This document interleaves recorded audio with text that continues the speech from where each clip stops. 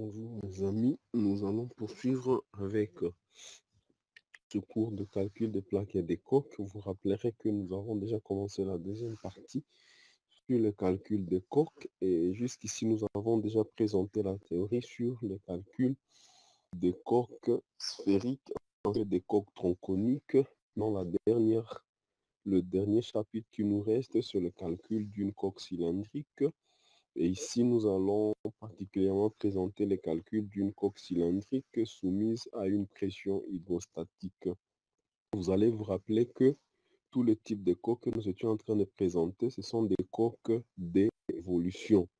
Et le modèle se présente comme celui-ci. Ça veut dire, nous avons une coque cylindrique. Nous avons une coque cylindrique que voici, qui contient du liquide qui se retrouve à un certain niveau, H. Et donc, H, c'est plus petit h, c'est le niveau du liquide, tandis que grand H, c'est la hauteur totale du cylindre. Donc, nous avons une coque cylindrique. H, c'est la hauteur de la coque. R, c'est les rayons de la coque. X, c'est la côte au-dessus du fond. Ça veut dire si nous considérons un point situé à un certain endroit, par exemple ici, si nous voulons étudier les contraintes à ce niveau-ci, X, c'est la côte au-dessus du fond. Ça veut dire X sera plus ou moins cette distance. X. Et ρ, c'est le poids spécifique du liquide. E, c'est l'épaisseur de la coque. Donc, l'épaisseur de la coque. H, c'est la hauteur du liquide au-dessus du fond. Y, c'est la déformation radiale ou horizontale de la coque. P0 égale à ρ fois H, c'est la pression du liquide au fond du réservoir. Et P de X, pression du liquide à une côte X. Déjà, en fonction de la répartition hydrostatique des pressions, si nous considérons que le niveau du liquide, est un H du fond, nous aurons donc que au fond du réservoir, la pression sera égale P0 égale poids volumique multiplié par H. Il faut faire attention ici. Rho, ce n'est pas la masse volumique, mais plutôt le poids volumique. Et donc, il peut s'exprimer par exemple en newton par mètre cube ou en kilonewton par mètre cube. Et non pas la masse volumique qui s'exprime en kilogramme par mètre cube. Et donc, nous avons que P0 égale à ρ fois H. Et à partir de la notion de répartition hydrostatique des pressions, nous pouvons donc écrire avec le théorème de Thalès que P de x divisé par H moins x sera égal à P0 divisé par H. H moins x, en fait, c'est tout simplement cette distance ici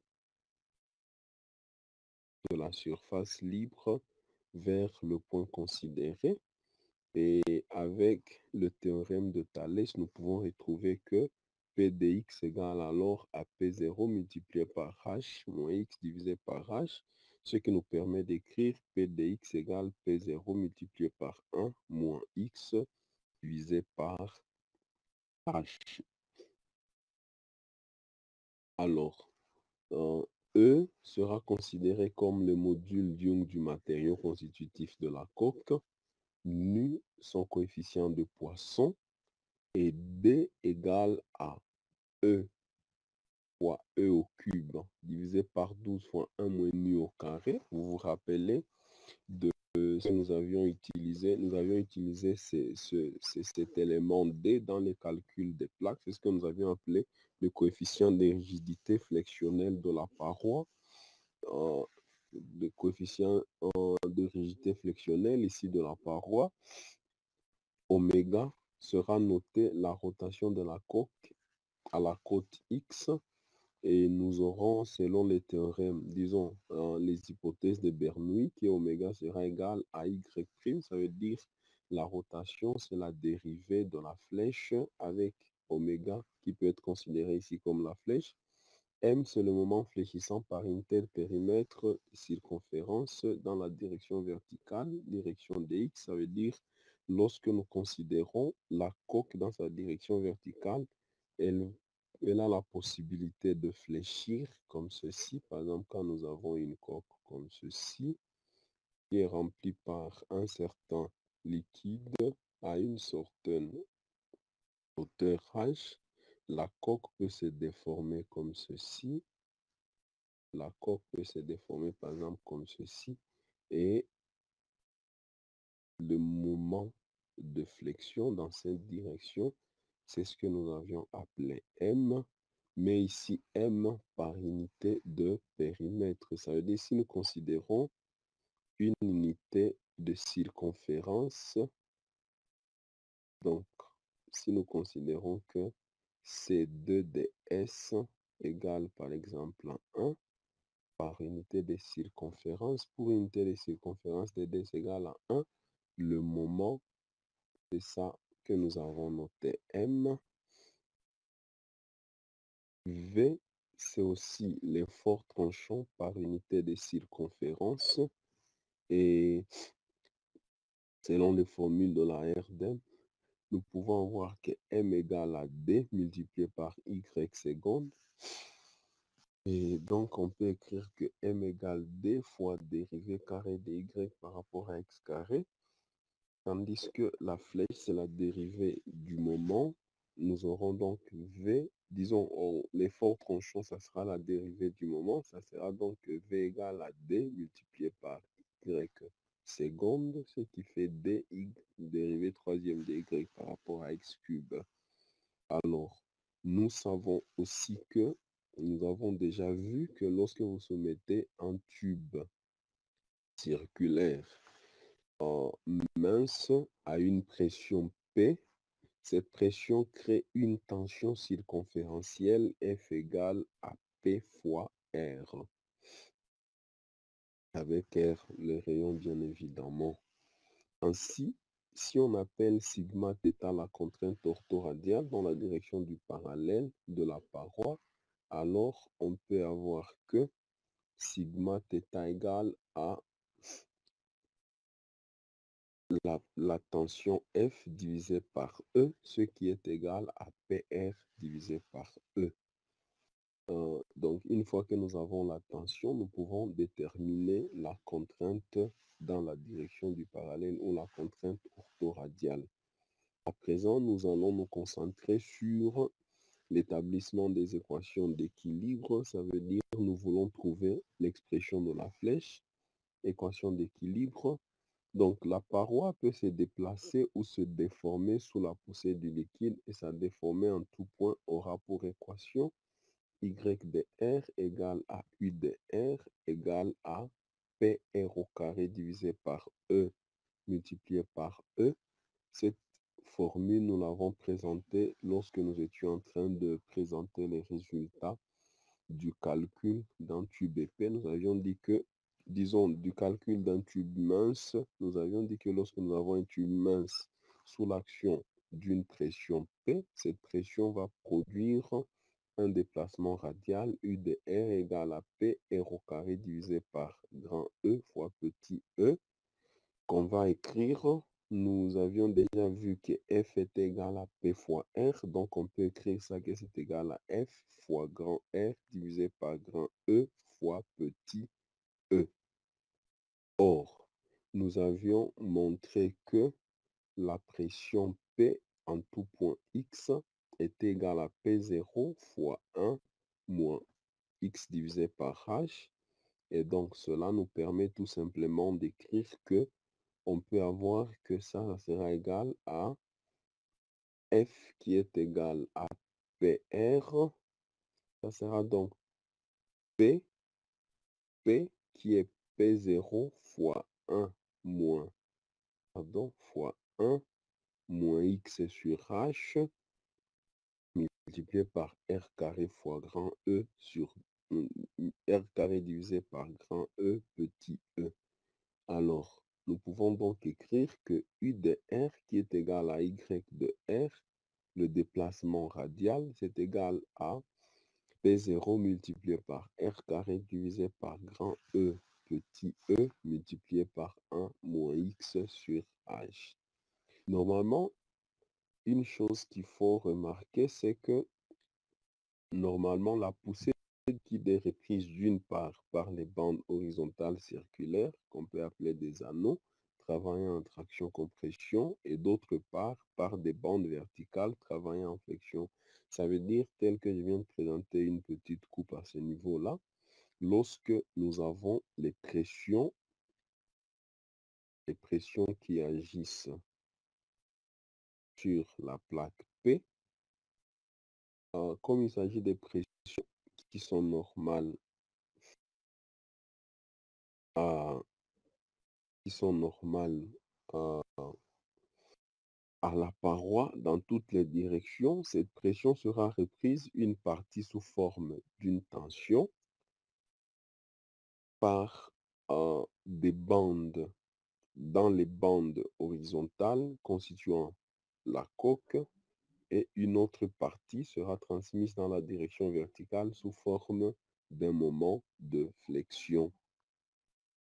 Ici, vous pouvez le voir plus clairement.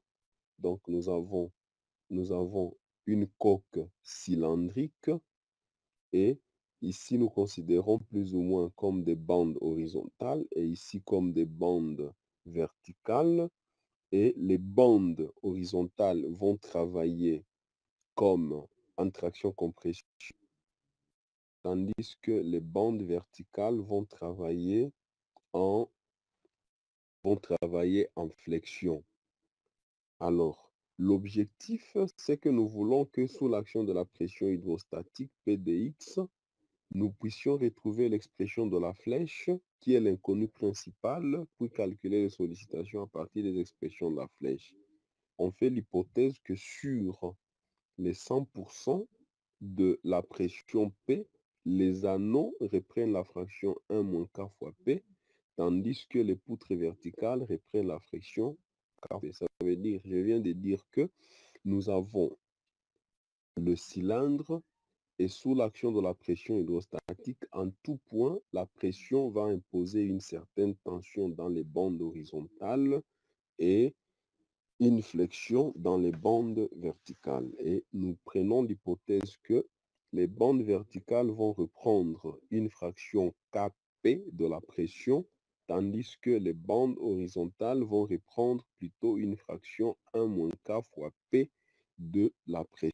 Alors, pour ce qui concerne les poutres, nous avons démontré que les équations d'équilibre peuvent s'écrire Y seconde égale à M sur D, avec d de M sur d de x égale à V, et nous savons que d de V sur d de x égale à la force. Or, la force ici, c'est la fraction Kp, des résultats triviaux de la résistance des matériaux.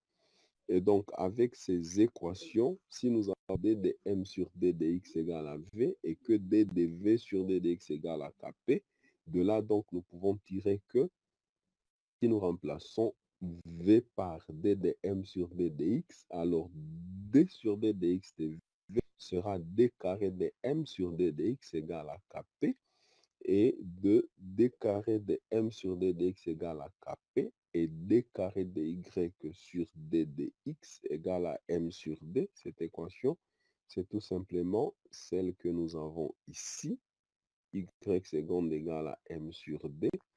Nous venons de démontrer que d'un côté, d carré d'm par rapport à x carré égale à Kp, et que d carré dy par rapport à x carré égale à m sur d. Et donc, nous pouvons écrire que si nous tirons ici m, ça sera d fois d carré dy sur d dx carré. Et donc, nous aurons que d carré sur d dx de m qui est égal à d fois d carré dy sur d dx. Nous aurons donc d carré carré par rapport à x carré de d carré de y par rapport à x carré égale à kp, ce qui nous permet d'avoir d quatrième de y par rapport à x quatrième égale à kp sur d, ce qui nous permet d'avoir en fin de compte que P peut s'écrire sous la forme D divisé par K multiplié par Y dérivé quatrième. Et donc l'équation que nous venons d'avoir, c'est Y quatrième égale à Kp divisé par D. Donc si nous tirons ici Y dérivé quatrième, ça sera K divisé par D multiplié par P. Ce qui nous permet d'avoir, nous savons l'expression de P, c'est égal à P0 multiplié par 1 moins X sur H. Aussi, de l'expression U de R égale à Y de R égale à PR au carré divisé par E multiplié par E pour une pression 1 moins K fois P. Rappelez-vous, nous avions dit que la pression hydrostatique P sera répartie en une portion Kp qui va s'exercer sur les bandes verticales et une portion 1 moins K fois P qui va s'exercer sur les bandes horizontales. Et donc, si nous considérons aussi les bandes horizontales, nous aurons que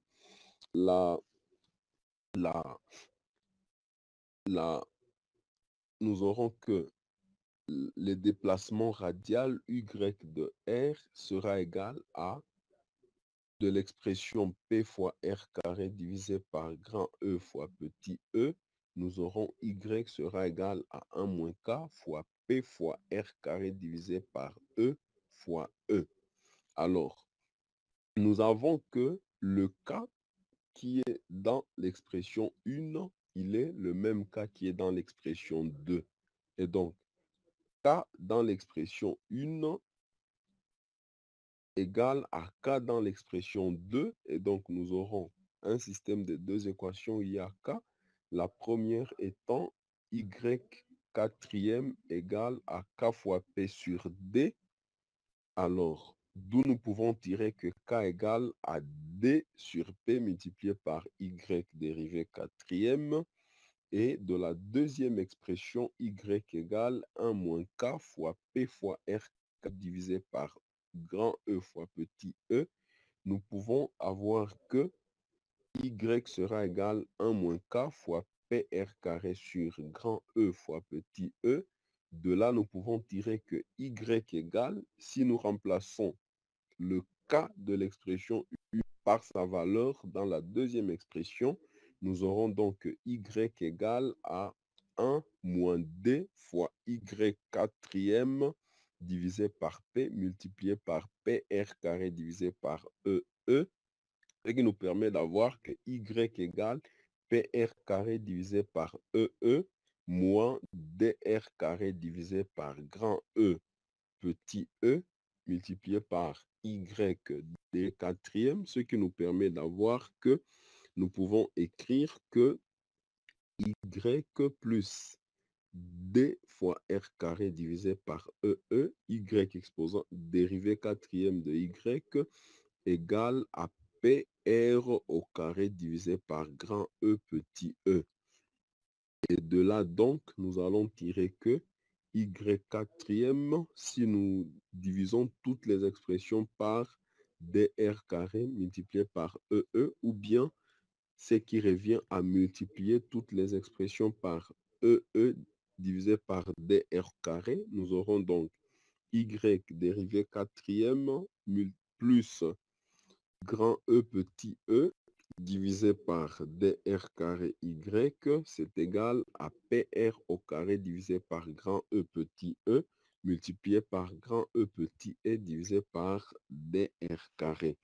Avec ça, nous aurons donc l'expression finale Y dérivé quatrième plus grand E petit e divisé par dr carré y égale à P sur R, ce qui est une équation non homogène du quatrième ordre, mais heureusement à coefficient constant.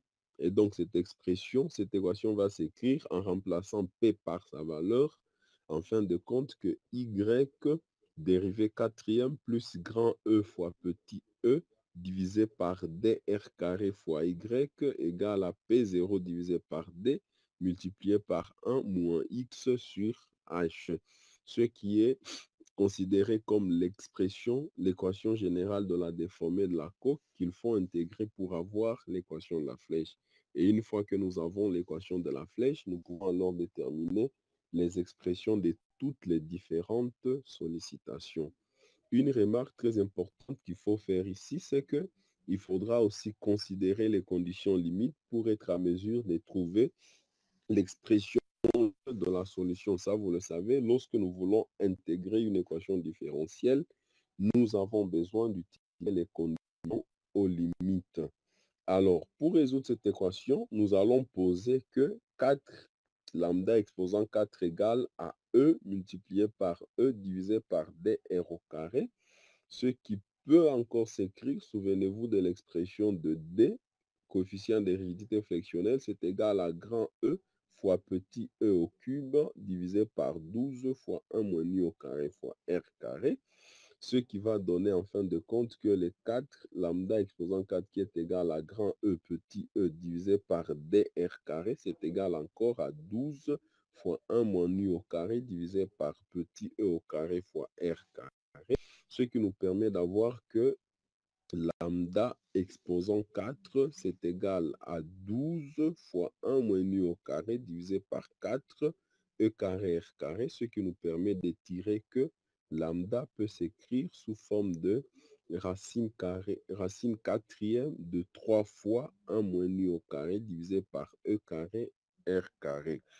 L'équation de la déformée devient alors y dérivé quatrième plus 4 lambda exposant 4 y égale à P0 divisé par D multiplié par 1 moins X sur H, qui est une équation non homogène linéaire du quatrième ordre à coefficient constant. Et comme vous le savez, en mathématiques, lorsque vous avez une équation non homogène, la solution générale de l'équation non homogène est égale à la somme de la solution de l'équation homogène et la solution particulière. L'équation homogène, c'est tout simplement l'équation pour laquelle le second membre est égal à 0. Et donc, s'il faut retrouver la solution homogène la solution homogène, nous aurons que la solution sous la forme y de h, yh de x égale à exponentielle de rx. Et si nous écrivons yh de x sous cette forme, r sera ce qu'on appelle la solution de l'équation caractéristique qui, en cas d'espèce ici, va s'écrire r exposant 4 plus 4 lambda 4 égale à 0, l'équation à laquelle nous allons trouver comme solution r égale à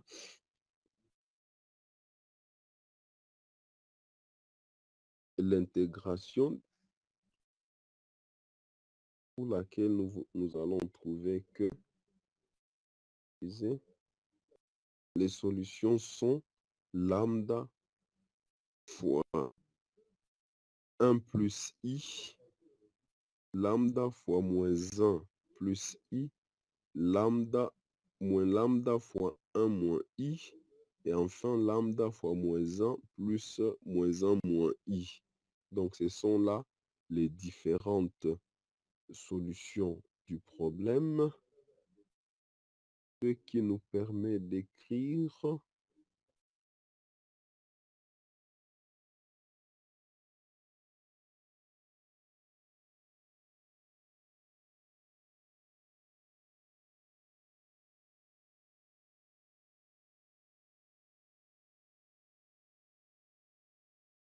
donc après, donc cette équation aura pour différentes solutions celle-ci, et ces solutions seront R1 égale lambda fois 1 plus I, R2 égale lambda fois moins 1 plus I, R3 égale lambda fois moins 1 moins I. R4 égale lambda fois 1 moins I. Alors, la solution générale va donc s'écrire sous la forme YH de x égale à A1 fois E exponentielle de lambda fois 1 plus IX plus A2 fois exponentielle de lambda fois 1 moins I, pardon, 1 moins I, 1 moins I fois X plus A3 exponentielle de lambda fois moins 1 plus IX plus A4 fois exponentielle de lambda fois moins 1 moins IX, ce qui nous permet d'avoir YH de x égale à exponentielle de lambda x. On peut écrire donc cette expression encore sous la forme exponentielle de lambda x fois A cosinus lambda x plus B sinus lambda x plus exponentielle de mon lambda x A prime cosinus lambda x plus B prime sinus lambda x. La solution particulière s'obtient alors sous la forme d'un polynôme de degré 1 et on a donc que 4 lambda exposant 4 de YP égale à P0 sur D multiplié par 1 moins X sur H, ce qui nous permet d'avoir que YP égale à P0 divisé par 4D lambda exposant 4 multiplié par 1 moins X sur H. D'où la solution générale, alors qui est la somme de la solution particulière et de la solution de l'équation homogène, sera donc égale à lambda de x égale exponentielle de lambda x fois a cosinus lambda x plus b sinus lambda x plus exponentielle de moins lambda x fois a prime cosinus lambda x plus b prime sinus lambda x plus en fin de compte P0 divisé par 4 d lambda exposant 4 fois 1 moins x sur h. Et donc, de cette expression-ci, nous pouvons alors tirer les différentes valeurs des différentes dérivées de y. Et donc, nous aurons que dérivée prime de y sera égale, ce que nous avons appelé oméga, la rotation.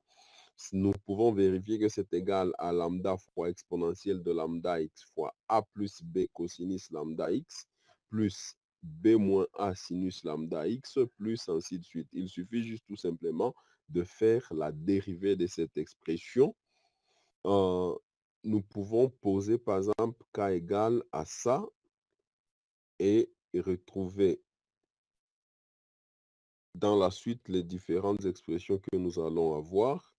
Nous aurons donc que la dérivée seconde de y par rapport à x sera égale à cette expression-ci. La dérivée troisième de y par rapport à x sera égale à cette expression. Et en fin de compte, la dérivée quatrième de y par rapport à x sera égale à l'expression que voici. Et donc, à quoi alors vont nous servir les différentes expressions? C'est que une fois que nous avons déjà obtenu la forme de la solution générale, vous allez vous rappeler que dans ces équations, nous avons ce que nous avions appelé, nous avons des constantes d'intégration A, B, A' et B'. Les A, B, A, B' seront alors déterminés par ce qu'on appelle les conditions aux limites. Et nous avions vu les différents types de conditions aux limites. Donc, je dis que l'intégration de cette équation exige donc 4 conditions aux limites parce que nous avons bien évidemment 4 constantes d'intégration qui seront données par les conditions aux limites. On peut envisager tous les types d'appui, que ce soit en pied ou en tête de la jupe. Par exemple, dans un premier cas, lorsqu'on envisage un encastrement en pied et en tête et la tête de la jupe libre, ça veut dire lorsque nous avons un cas comme ceci, qui se présente comme ceci, que nous avons par exemple un encastrement ici, et que la tête soit libre, ça veut dire que la coque et la possibilité de fléchir comme ceci dans ce sens. Nous aurons donc que comme condition limite, ici comme il y a encastrement, au point x égale 0, nous aurons que y sera égal à 0 et y' égale à 0. Donc, au point d'encastrement, nous avions vu la flèche est nulle ainsi que la rotation nulle. Par contre, au niveau de l'appui libre, nous avions vu que l'appui libre, ça veut dire au point x égale à h, nous avions vu que le moment est nul ainsi que l'effort tranchant. Donc, nous avions présenté dans les chapitres précédents les différentes conditions limites possibles. Donc, lorsque nous avons un encastrement ici au fond, ça veut dire que au fond, là où x égale à 0, y égale 0 et y' égale 0, tandis que là où nous avons la tête libre, ça veut dire au point x égale à h, nous aurons le moment nul ainsi que l'effort tranchant nil. Or, nous avions vu que le moment était proportionnel à y secondes et que l'effort tranchant était proportionnel à la dérivée troisième de y. Et donc, nous aurons que au niveau de la tête, nous aurons y seconde dh égale 0 et y troisième dh égale à 0. Et donc, pour ce qui concerne la condition encastrement en pied et tête de la jupe libre, nous aurons ces différentes conditions.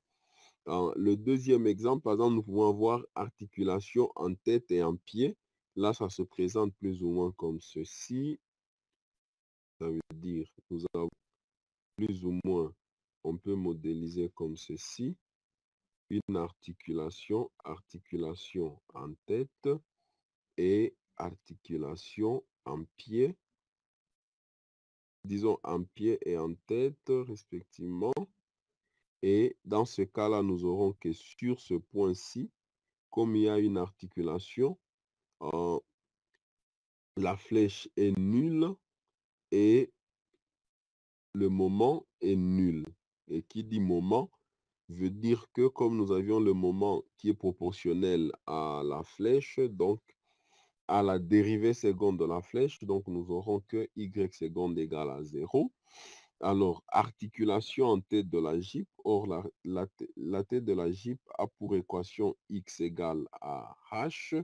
Nous aurons donc en tête aussi, nous aurons y de h égale 0, mais aussi le moment égale 0. Or, le moment est proportionnel à y seconde.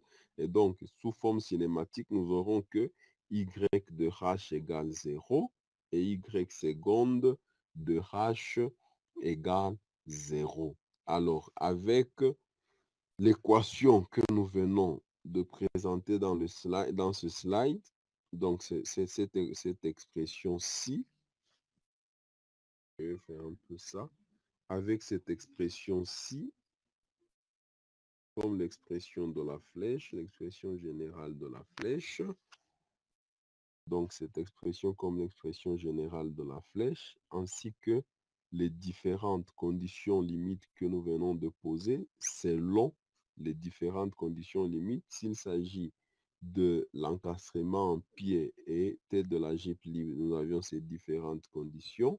Et s'il s'agit de l'articulation en pied en tête de la gype, nous avons ces 4 conditions. Selon le cas, avec les 4 conditions et l'expression que nous venons de présenter au slide précédent, nous avons donc un système de 4 équations à 4 inconnues qui sont A, B, A' et B'. Et avec ces 4 équations, nous pouvons retrouver A, B, A' et B'. Et après avoir retrouvé A, B, A' et B', nous allons obtenir l'équation de la flèche. Et une fois que nous avons l'équation de la flèche, nous pouvons facilement déterminer les expressions du moment ainsi que de la tension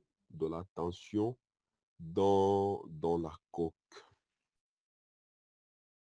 Donc, c'est tout pour ce qui concerne la théorie par rapport à la coque cylindrique. Donc, nous venons de trouver non seulement les équations différentielles, mais aussi nous venons de trouver la solution aux équations différentielles dont il faut calculer les constantes d'intégration en prenant en compte les conditions aux limites. Donc, il nous reste à faire peut-être quelques exercices sur notamment coque tronconique, sur les coques sphériques ainsi que les coques cylindriques pour finir avec ce cours de calcul des plaques et des coques et voir si Dieu nous fera grâce comment entamer le deuxième cours de rhéologie et calcul plastique.